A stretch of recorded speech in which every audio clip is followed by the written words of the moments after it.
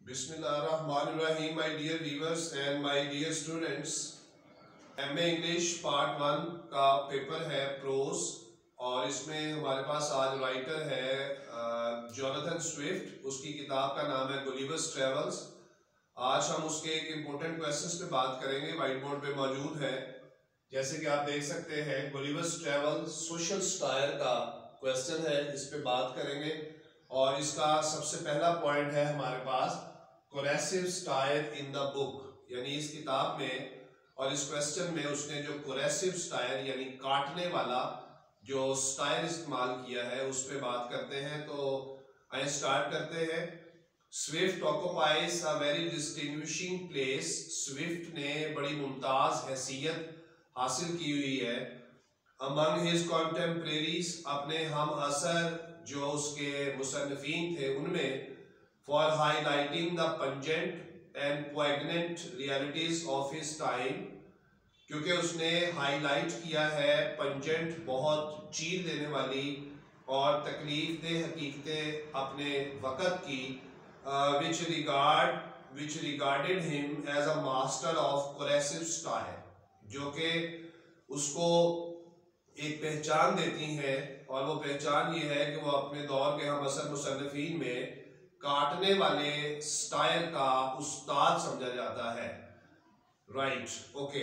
So Gulliver's travel is a hallmark of his satirical approach. Gulliver's travel किताब उसके style की जो एक सोच है उसको वाज़ेह करती है। विच लेबल्ड स्विफ्ट, जिसकी वजह से स्विफ्ट के ऊपर एक लेबल भी लगा हुआ है, न्यूरोटिक, कि वो एक पागल था, एंड इनसेन, और जहनी बीमार था, in the eyes of many critics, बहुत से नकादों की नज़र में। After his book was publish, जब उसकी ये किताब गुलिवर्स ट्रेवल जो थी वो उसकी अशात हुई। No doubt on apparent level, इसमें कोई शुबा नहीं कि बज़ाहिर सतह के ऊपर जब हम उसकी किताब को देखते हैं, Swift seems to be indigestible, Swift नाकाबिले हजम महसूस होता है। But when we go through the book with deep concern, जब हम गहरे ताल्लुक के साथ इस किताब का मुतालिया करते हैं, and magnifying glasses, और दूरबीनी शीशों के साथ, तो we feel bound to assert, तो हम पाबंद होते हैं इस चीज को कहने में, that Swift is and every inch a moralist, के स्विफ्ट हर लिहाज से मुकम्मल तौर पर एक अखलाक परस्त शख्स है।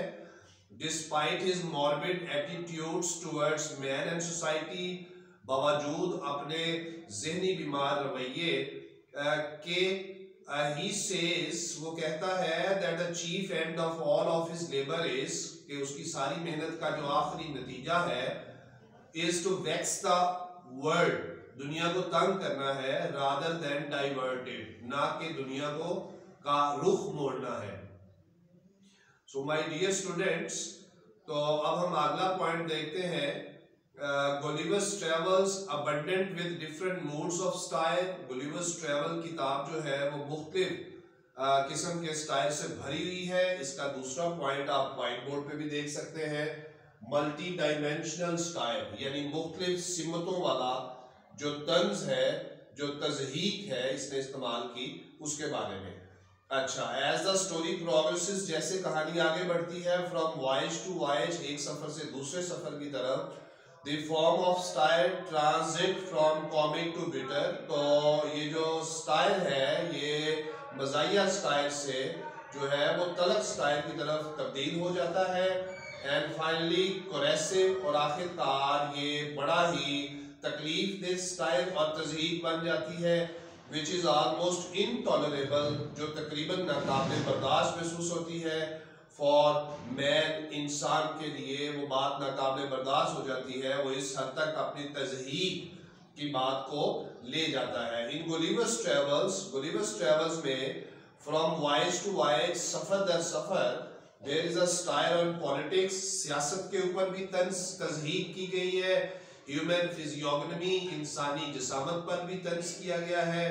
इंटेलेक्ट, इंसानी जहानत पर भी किया गया है।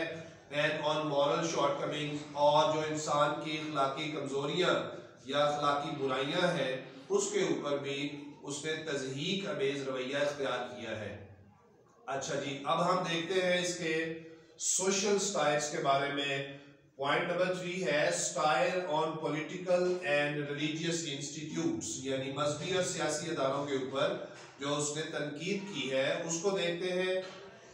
इन the first voyage to Lilliput, Lilliput के पहले सफर के दौरान Swift satirises on politics and political tactics, सियासत और सियासत की चालों पर उसने तज़हीक अमेज रवैया इख्तियार किया है।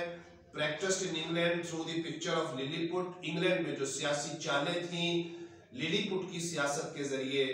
Swift mocks the manner in which political officers were awarded, Swift तज़हीक अमेज रवैया इख्तियार करता है सियासत के ऊपर जिस तरह से सियासतदानों को इनामात से नवाजा जाता था।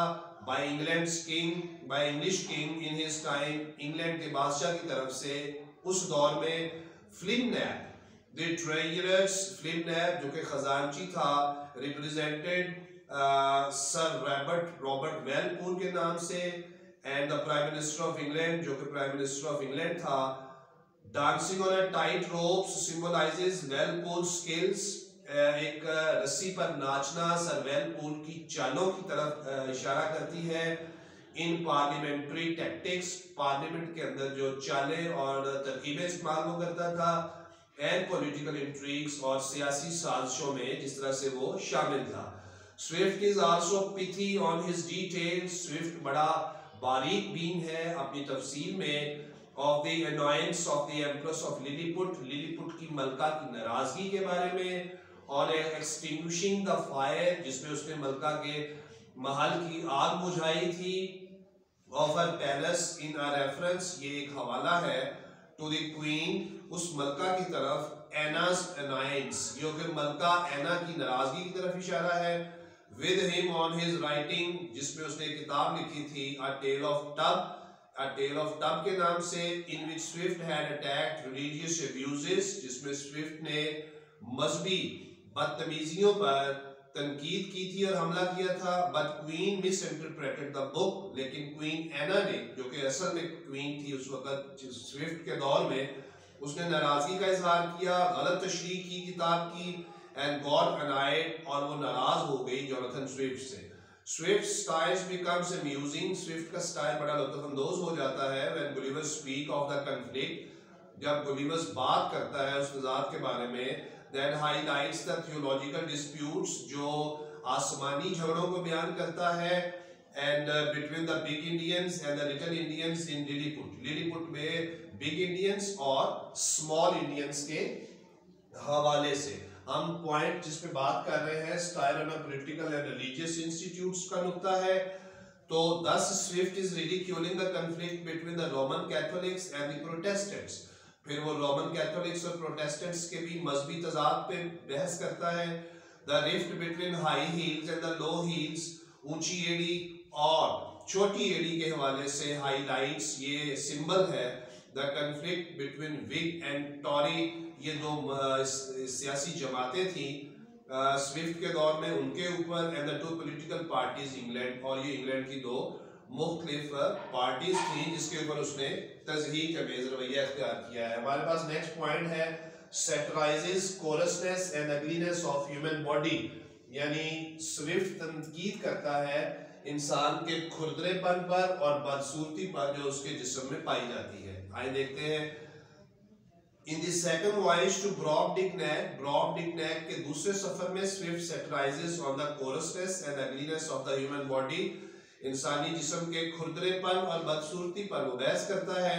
Here Swift looks at mankind with different lenses, यहाँ स्विफ्ट इंसानों को मुख्तलिफ यानी ऐनक से देखता है।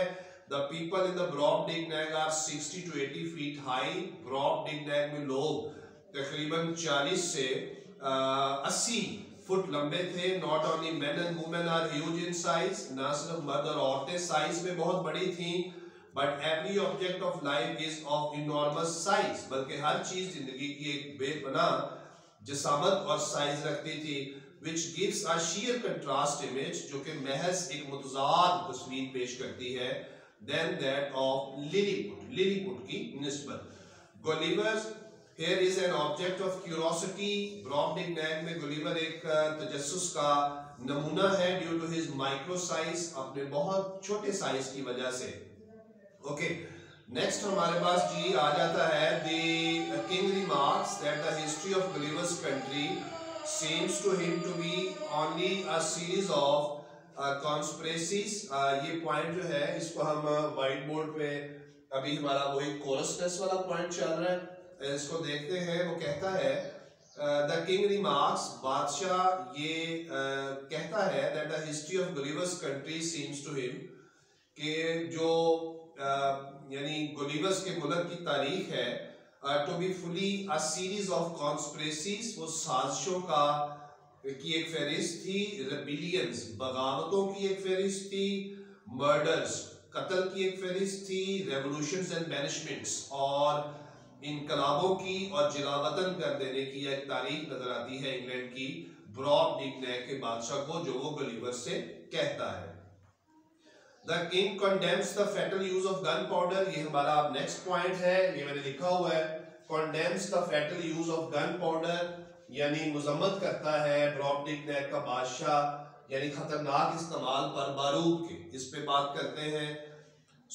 इसमें वो कहता है that the king condemns the fatal use of gunpowder. बादशाह ब्रॉबडिंगनेक का बारूद के इस्तेमाल पर जो इंग्लैंड में होता था उस पे गुलिवर को तनकीद का निशाना बनाता है. And the books written on the act of governing, और उन किताबों पर जो हुकूमत करने के अंदाजों पर लिखी गई थी. The king mocks at the human race of which Gulliver is a representative. ब्रॉबडिंगनेक का बादशाह मजाक उड़ाता है, तज़हीक में रवैया इख्तियार करता है गुलिवर्स के लिए, क्योंकि गुलिवर इंसानों की नस्ल का नुमाइंदा है. और वो कहता है, ये कोटेशन है, I cannot but conclude, मैं नहीं कर सकता लेकिन मैं ये नतीजा निकालता हूँ, The bulk of your natives, के तुम्हारी नस्ल की का जो ग्रुप है इंसानों का, to be the most pernicious race of little odious vermin.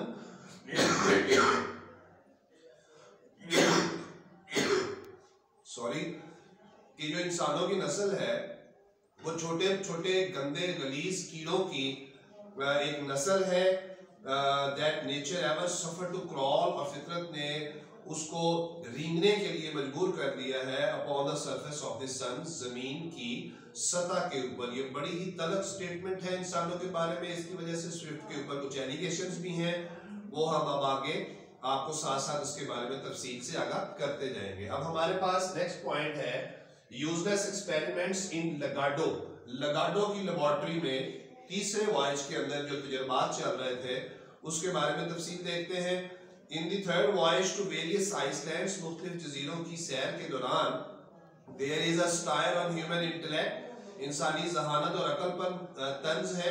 misuse of his sagacity on science, इंसान कैसे अपनी दानाई साइंस पर ज़ाया कर रहा है, ये भी बात हमें देखने को मिलती है. और उसके बाद we are greatly amused by the useless experiments, हम काफ़ी हद तक लुत्फ़ उठाते हैं उन बेकार तजर्बात से, and researches, और उन तहकीकात से, which were going on at the Academy of Projector in Laguda. Laguda के प्रोजेक्टर की साइंस एकेडमी में जो तजर्बात चल रहे थे. Science seems to be moved topsy-turvy, लगता था साइंस उल्टी चल रही है. When the scientist wants to extract sunbeam, जब साइंसदान उस लेबोरेटरी में कोशिश कर रहे थे कि वो निकालें सूरज की शुआएं आउट ऑफ ककम्बर्स, खीरों के अंदर से, to convert human excretions, और इंसानी गंदगी को वो तब्दील करना चाहते थे into its original food, उसकी असल खुराक की सूरत में, to build houses from the roofs to downwards from the foundations, यानी छतों की तरफ से घरों को बुनियादों की तरफ बनाया जा रहा था. इस पे भी स्विफ्ट ने गुलिवर्स ने काफी तनकीद की है. to obtain silk from cobwebs, यानी जाले से सिल्क हासिल करने के तजुर्बात भी किए जा रहे थे. And to produce books on various subjects, और मुख्तलिफ मज़ामीन पर किताबें छापी जा रही थी. by the use of machines, के मशीन कैसे इस्तेमाल की जाए, without having to exert one's brain, और अपने दिमाग का exert इस्तेमाल किए बगैर. Okay, so next is here Swift mocks at the divert intellect of scientist, साइंसदानों की उल्टी जहानत पर वो तनकीद करता है, एकेडमिक्स उनके तालीमी निज़ाम पर, प्लानर्स उनके मंसूबों पर, and all those who only proceed, और सब उन लोगों पर जो आगे बढ़ते हैं, थ्योरीज अपने नजरियात को आगे बढ़ाते हैं, एंड आर प्रैक्टिकली नील, और अमली तौर पर वो बिल्कुल बेकार समझे जाते थे। सो ये था हमारा last point.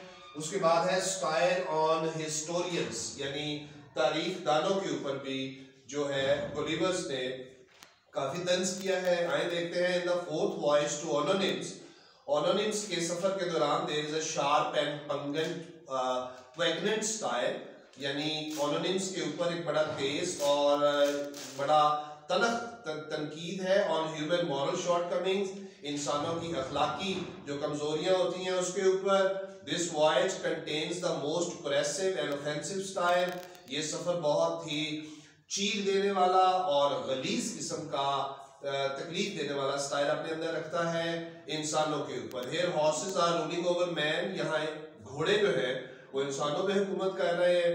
The description of the याहूस, याहूस की जो तस्वीर कशी की गई है वो रिप्रेजेंट ह्यूमन बीइंग्स, जिनको इंसानों के तौर पर पेश किया गया है, given to us by Gullivers in pathetic, जो गुलिवर्स की तरफ से तशरीह दी गई है वो इंतहाई गमनाक, तकलीफ दे और दर्द देने वाली है।